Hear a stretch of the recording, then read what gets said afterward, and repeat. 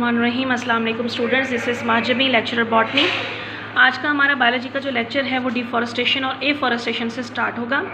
तो सबसे पहले हम देखते हैं डिफॉरेस्टेशन क्या है। Deforestation is the clearance of the vast area of forest. जब आप फॉरेस्ट को क्लियर करते हो, उसको कट डाउन करते हो, that is known as the deforestation. किस मकसद के लिए करते हो? For lumber, for planting substances, crops और ग्रेजिंग कैटल। तो अपने ही किसी मकसद के लिए, लकड़ी हासिल करने के लिए, ग्रास लैंड में कन्वर्ट करने के लिए, आर्टिफिशियल इकोसिस्टम में कन्वर्ट करने के लिए जब हम जंगलात को काटते हैं तो उसको हम डिफॉरेस्टेशन का नाम देते हैं। एफॉरेस्टेशन क्या है? Establishment of a new forest where no forest exist previously is called the afforestation. इसके उलट कोई भी जगह जहाँ पर पहले कोई जंगल नहीं था, वहाँ पर जब आप नया जंगल उगाते हो तो उसको आप एफॉरेस्टेशन का नाम देते हो। Population explosion and destruction. अब हम कहते हैं कि हम डिफॉरेस्टेशन करते क्यों हैं, हमें क्या ज़रूरत है। तो डिफॉरेस्टेशन की एक वजह है, वो है पॉपुलेशन एक्सप्लोजन। पॉपुलेशन का तेज़ी के साथ बढ़ते जाना। पॉपुलेशन तेज़ी के साथ बढ़ रही है तो हमें रहने के लिए जगह भी ज़्यादा चाहिए, हमें फूड भी ज़्यादा चाहिए, हमें शेल्टर चाहिए, हमें टिम्बर चाहिए, हमें मेडिसिन चाहिए। तो ये हमने ये पढ़ा हुआ है कि ये तमाम की तमाम चीज़ें हमें फॉरेस्ट से मिल जाती हैं, तो हम फॉरेस्ट को फिर क्लियर करते हैं। In developing countries like Pakistan, there is a population explosion. These rapid increase in population growth increase requirements for food and shelter. तो इतनी तेज़ी के साथ जब पॉपुलेशन बढ़ती जा रही है तो उसके लिए आपको फूड भी चाहिए, उसके लिए आपको शेल्टर भी चाहिए। तो फिर साथ ही हम क्या करते हैं, to overcome the basic need of more food and we are cutting trees to make way for agriculture and wood for houses. तो हम फिर उस मकसद के लिए जंगलात को काटते हैं ताकि हमें घरों के लिए भी लकड़ी मिल जाए, हमें जो है मतलब एग्रीकल्चर के लिए जो है वो प्रॉपर लैंड भी मिल जाए। In the forest if the forest are cut down at the rate leaf canopy which protect the soil from the heating effect of brain will no longer exist. अच्छा, तो अब क्या कहते हैं कि अगर इस तरह से फॉरेस्ट करते जाएंगे तो हमारे पास कैनोपी ख़त्म हो जाएगी। अब कैनोपी आपको पता होना चाहिए कैनोपी क्या है। लाइक अगर आप यहाँ पर देखें, मैं आपको छोटी सी डायग्राम के थ्रू समझाती हूँ कि अगर आपके पास ये ट्रीज़ हैं, ट्री है, तो आप देखते हैं ना कि ट्री के ऊपर ये वाला जो एरिया है इस तरह से होता है, that is known as canopy. अब कैनोपी का क्या फ़ायदा? जब बारिश होती है ना तो बारिश के जो कतरे हैं वो पत्तों के ऊपर ठहर जाते हैं, फिर आहिस्ता आहिस्ता ज़मीन पर आते हैं, तो इस तरह से ना ज़मीन को नुकसान कम होता है, तो इरोजन भी कम से कम होती है। तो अगर हम फॉरेस्ट को काटते जाएंगे तो हमारे पास सॉइल इरोजन भी बढ़ जाएगी।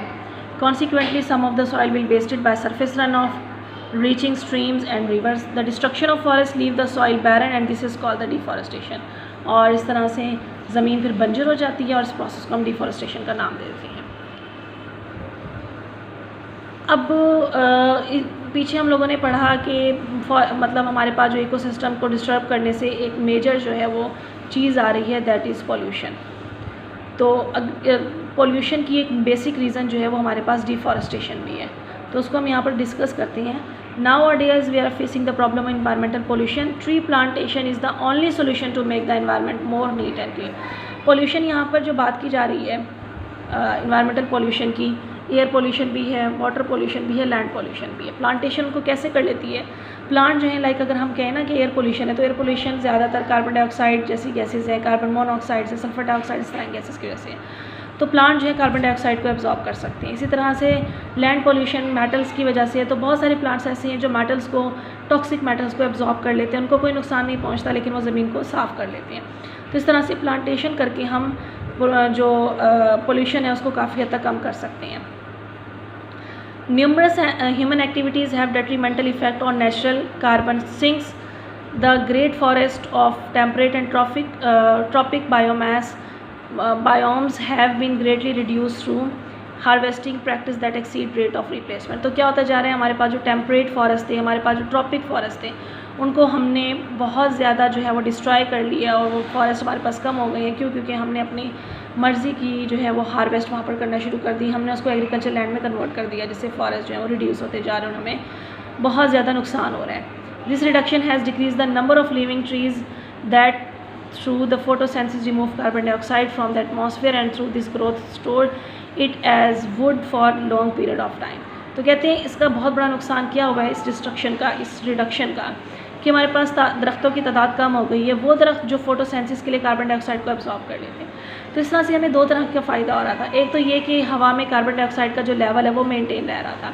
दूसरी बात ये कि ये जो फोटोसेंसिस को कर रहे हैं कार्बन डाइऑक्साइड को इस्तेमाल करके, उसको फिर प्लांट अपनी स्टेम के अंदर in the form of would जो है वो स्टोर कर रहा था। तो इस तरह से हमें ज़्यादा से ज़्यादा वुड मिल रही है, ज़्यादा से ज़्यादा डाइट मिल रही थी। दो टर्मिनोलॉजीज़ हैं, रीफॉरेस्टेशन एंड एफॉरेस्टेशन। तो एफॉरेस्टेशन हमने पीछे फिर भी पढ़ लिया। एफॉरेस्टेशन क्या है कि नया फॉरेस्ट बनाना। रीफॉरेस्टेशन क्या है कि किसी एरिया में डिफॉरेस्टेशन हो गई थी, डिस्ट्रक्शन हो गई थी, वहाँ पर जब आप दोबारा से उसको मेंटेन करते हो जंगल को, that is known as the reforestation. तो reforestation specially important for many of the conifer species which often require bare soil to establish. तो रीफॉरेस्टेशन जब हम स्टार्ट करते हैं तो आमतौर पे हम कॉनिफर स्पीशीज़ को वहाँ पर ग्रो कराते हैं, क्योंकि कॉनिफर स्पीशीज़ जो हैं वो बेयर सॉइल के ऊपर स्टार्ट हो सकती हैं।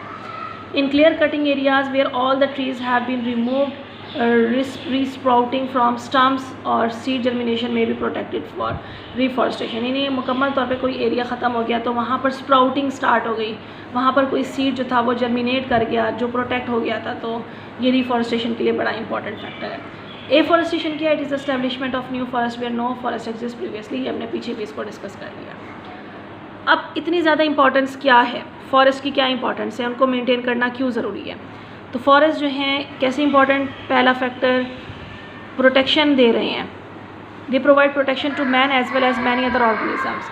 They provide fruit, source of food for number of animals. They regulate the flow of water. कैसे फ्लो ऑफ वाटर को रेगुलेट कर रहे हैं? Forest regulate the flow of water in the streams, prevent soil erosion and make the environment very pleasant. इसके अलावा forest से हमें timber मिल रही है। टिम्बर आपके पास कंस्ट्रक्शन वुड है जिसको आप घर बनाने के लिए इस्तेमाल कर सकते हैं। फॉरेस्ट से हमें फायरवुड मिल रही है आग जलाने के लिए। फॉरेस्ट से हमें बहुत सारी मेडिसिन्स मिल रही हैं, हर्बल मेडिसिन्स, हनी वैक्स मिल रहा है। Many other products are obtain from the forest. इसके अलावा फॉरेस्ट जो है वो इन्वायरमेंटल बफर के तौर पे भी काम करते हैं। Region with high rainfall which is average 20 inch are suitable for tree growth. These are called the environmental buffer. They intercept heavy rainfall and release the water steadily and slowly to soil beneath and to stream the river that start in or flow through them. The tree root hold the soil in the place. Buffers क्या है? Buffers ऐसे substances होते हैं, ऐसी चीज़ें होती हैं जो किसी भी environment की condition को maintain रखती हैं। Buffers हम chemistry में भी पढ़ते होते हैं। जो हमारे पास ट्रीज़ हैं इनको आप नेचुरल बफ़र कहते हो, एनवायरमेंटल बफ़र कहते हो। ये आपकी सॉइल की कंडीशंस को मेंटेन रखती हैं, उनकी पीएच को, और उसको इरोजन से बचाती हैं, उसमें वाटर टेबल को मेंटेन रखती हैं। तो इसलिए हम इनको बफ़र्स का नाम दे सकते हैं। Removal of forest allow soil erosion, silting up of lakes and rivers and dams, having heavy floods and the loss for ever of 1000 species of animal plants. तो वो कहते हैं कि फ़ॉरेस्ट को रिमूव करने से बहुत सारे नुकसान होते हैं। सॉइल इरोजन हो जाती है। इसके अलावा जब सॉइल इरोजन हो जाती है तो बारिशें वगैरह जब होती हैं तो बारिश के पानी के साथ साथ ज़मीन का जो मट्टी वगैरह वो बहकर चली जाती है, और जब ये दरियाओं और डैम्स में जाती हैं तो वहाँ पर मट्टी बैठ जाती है, उसको हम सिल्टिंग कहते हैं। इसके अलावा फ्लड्स बहुत ज़्यादा आते हैं। इसके अलावा जो है बहुत सारी एनिमल की स्पीशीज़ और प्लांट्स की स्पीशीज़ जो हैं वो ख़त्म हो रही हैं इनकी वजह से, फॉरेस्ट के काटने की वजह से। The disasters flood in India and Bangladesh in recent year में बी एट्रीब्यूटेड फॉर और टू डिफॉरेस्टेशन। तो कहते हैं कि इंडिया और बांग्लादेश में जो पिछले सालों में एक बहुत बड़ा तो फ्लड आया था, सैलाब आया था, उसकी एक बड़ी वजह जो है वो डिफॉरेस्टेशन को माना जाता है। Next one is climate. About half of the rain which fall in tropic forest comes from the transpiration of the tree themselves which also keep the environment cool and humid. तो आमतौर पे जंगलों में जो बारिशों का ज़्यादा होना है उसकी वजह उनकी रेस्पिरेशन है, उनकी ट्रांसपिरेशन है। तो ट्रांसपिरेशन की वजह से उनकी एयर हमेशा ह्यूमिड रहती है। इसके अलावा ट्रांसपिरेशन जो है वो इन्वायरमेंट को भी कूल रख रही है। When forest are removed this source of rain is also remove, cloud cover is reduced and the local climate change quite dramatically. तो ज़ाहिर है हमारा क्लाइमेट जो है वो चेंज हो जाएगा, हॉट हो जाएगा। The temperature range from day to night is more extreme. इस तरह के एरिया में हमारा जो टेम्परेचर डिफरेंस है वो बहुत ज़्यादा होता है। जैसे दिन में बहुत गर्मी होगी, रात में ठंडी हवाएं चल सकती हैं, बहुत ठंडी, यानी एक्सट्रीम चेंज आ जाएगा। अच्छा, उससे इसके एक्सट्रीम चेंज से ना हमारा रेनफॉल को जो पैटर्न है वो बड़ा डिस्टर्ब हो जाता है। इसके अलावा बायोडाइवर्सिटी जो है वो बहुत डिस्टर्ब होती है अगर डिफॉरेस्टेशन हो जाए तो। लेकिन हमारे पास जो बायोडाइवर्सिटी है वो एक बड़ा इंपॉर्टेंट फैक्टर है फॉरेस्ट का। One of the most characteristics feature of tropical forest is the enormous diversity of species they contain। यानी आपके पास डिफरेंट टाइप के प्लांट्स हैं फॉरेस्ट में, डिफरेंट टाइप के एनिमल्स हैं। Biodiversity refers to the total number of different species within an ecosystem and the resulting complexity of interaction among them. तो biodiversity क्या है? बेसिकली किसी भी इकोसिस्टम में बहुत ज़्यादा स्पीशीज़ रह रही हैं, that is known as the biodiversity. तो ये हमारे पास डिफॉरेस्टेशन, एफॉरेस्टेशन था। Next topic is pollution. Pollution क्या है? Befouling of the environment by anything produce by human which is or may be harmful to human life and other living organism is called the environmental pollution। कोई भी चीज़ जो environment में दाखिल हो गई है हमारी एक्टिविटीज़ की वजह से, जो हमें भी नुकसान पहुंचा सकती है, जो दूसरे जानदारों को भी नुकसान पहुंचा सकती है, तो उसको हम पोल्यूशन का नाम देते हैं। पोल्यूशन की हमारे पास डिफरेंट टाइप्स आ जाती हैं। एयर पोल्यूशन, जिसको आप एटमॉस्फेरिक पोल्यूशन भी कहते हो, water pollution, soil pollution, radiation pollution and noise pollution. आज हम एयर पोल्यूशन डिस्कस करने जा रहे हैं। Sorry, air pollution, the befouling of the air by anything that may be harmful to living things, living organism is called the air pollution। अब air pollution जो है मज़ीद उसकी डिटेल आपको क्या दी हुई है? Air is not always as clean as it must be. harmful substances like sulfur dioxide, carbon monoxide, oxides of nitrogen, lead compounds and chlorofluorocarbon are the fastest growing source of air pollution produced by the activities of man। यानी ये तमाम चीज़ें हमारी activities से हमारी air में शामिल होती जा रही हैं और हमें नुकसान पहुंचा रही हैं। These harmful substances are known as pollutants। तो एयर पोल्यूशन का जो इफ़ेक्ट है वो किसके ऊपर सबसे ज़्यादा हो रहा है? ओजोन के ऊपर। ओजोन लेयर जो है वो डिप्लीट होती जा रही है, या आप यूँ भी कह सकते हैं कि ओजोन लेयर के अंदर होल बनता जा रहा है। Ozone layer is a layer of atmosphere extending from 10 to 50 kilometre above the earth which filter most of the UV radiation and protect us from these harmful rays of the sun. तो ये बड़ी important है ozone layer. Since ozone layer contain ozone therefore it is called the ozone layer. It in pure form ozone is bluish, explosive and highly poisonous gas। Ozone molecule is made up of 3 oxygen atom bounded together। Ozone depletion, a hole in Earth protective shield। The latest study of ozone layer revealed that ozone is rapidly depleting। क्यों deplete होती जा रही है? Environmental pollution की वजह से। ख़ास तौर पे हमारी हवा में क्लोरोफ्लोरोकार्बन की जो अमाउंट है वो बहुत ज़्यादा हो गई है।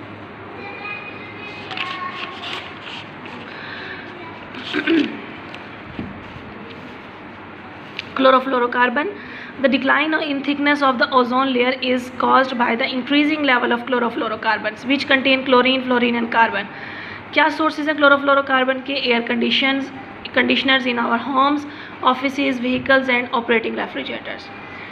UV rays and release of chlorine. तो क्लोरोफ्लोरोकार्बन जो है वो एटमॉस्फेयर में जाती है, वहाँ पर जाके अल्ट्रावायलेट रेज जो हैं क्लोरोफ्लोरोकार्बन में से क्लोरीन को रिलीज़ करती हैं। ये जो क्लोरीन है ये फिर ओजोन के मॉलिक्यूल को डिस्ट्रॉय कर देती है और ओजोन जो है वो डिप्लीट होती जा रही है।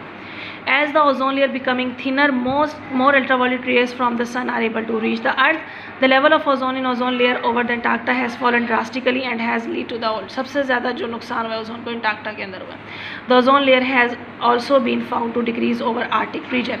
तो आर्टिक रीजन में भी हम देखते जा रहे हैं कि ओजोन की जो लेयर है वो डिप्लीट हो रही है।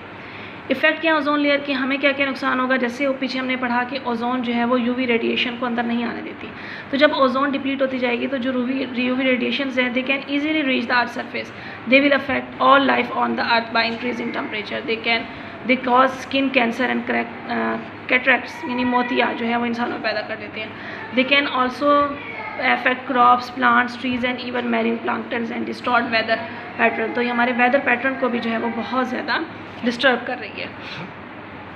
दूसरा जो हमारे पास इफ़ेक्ट आ रहा है एयर पोल्यूशन का, that is green house effect. Green house effect क्या है? टेम्परेचर जो है वो ज़मीन का बढ़ता जा रहा है, उसको हम ग्रीन हाउस इफ़ेक्ट का नाम देते हैं। बाय डेफिनेशन अगर आप ग्रीन हाउस इफ़ेक्ट को देखें, the capacity of certain gases in atmosphere to trap heat emitted from the earth surface thereby insulating and warming the earth is called the greenhouse effect। तो green house effect basically बहुत सारी gases की वजह से है। ऐसी कुछ gases हमारे एटमॉस्फेयर के गेट जो हैं वो उन्होंने एक बेल्ट बनाया हुआ है, तो वो गैसेस जो हैं वो आपकी ज़मीन को गर्म रखती हैं। हीट जैसे ही अंदर दाखिल होती है तो अंदर दाखिल होने के बाद वो ज़मीन से बाहर नहीं निकल पाती है। इस तरह से हमारा जो ज़मीन का टेम्परेचर वो मेंटेन हो जाता है। लेकिन ग्रीन हाउस गैसेस की अमाउंट बहुत ज़्यादा बढ़ती जा रही है, उसकी वजह से ग्रीन हाउस जो इन्वेलप है वो बहुत थिक हो गया है। उसकी थिकनेस का एक बड़ा नुकसान ये हुआ है कि हमारी ज़मीन का टेम्परेचर जो बहुत ज़्यादा बढ़ गया। अब लाइट हीट जो है वो बहुत कम जो है वो बाहर जाती है, उसकी वजह से टेम्परेचर बढ़ता जा रहा है।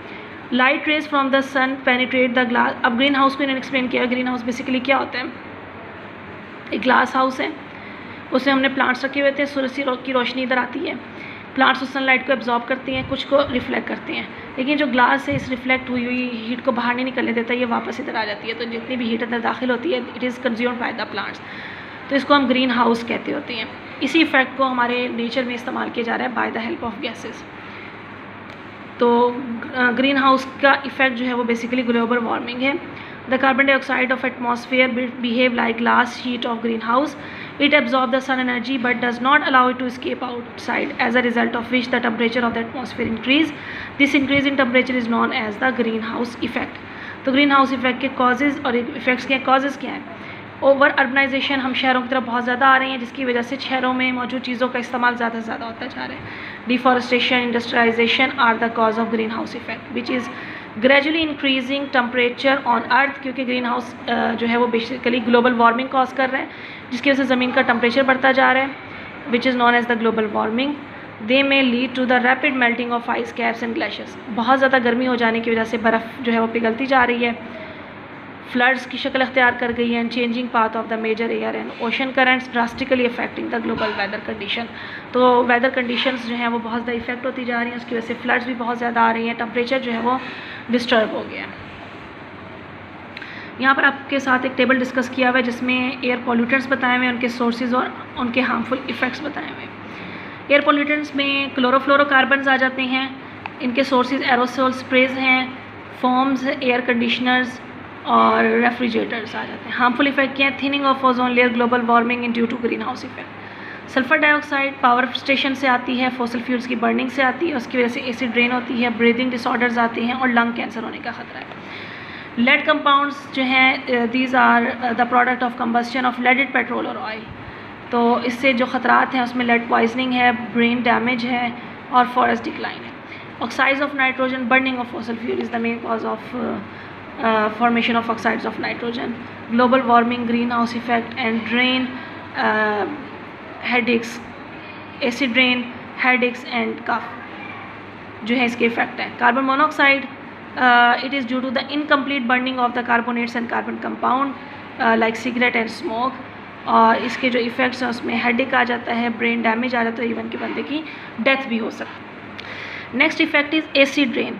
एसिड रेन क्या है? It is the form of air pollution in which airborne acid produce by electric utility plants and other sources fall to earth in distant region. तो बेसिकली क्या कि जैसे स्मोक वगैरह पैदा हुआ, उसमें सल्फर डाइऑक्साइड थी तो वो हवा में चली गई, पानी के साथ मिल गई, सल्फ्यूरिक एसिड में कन्वर्ट हो गई और वही बारिश के साथ वापस आ गया, तो उसको हम एसिड रेन का नाम देते हैं.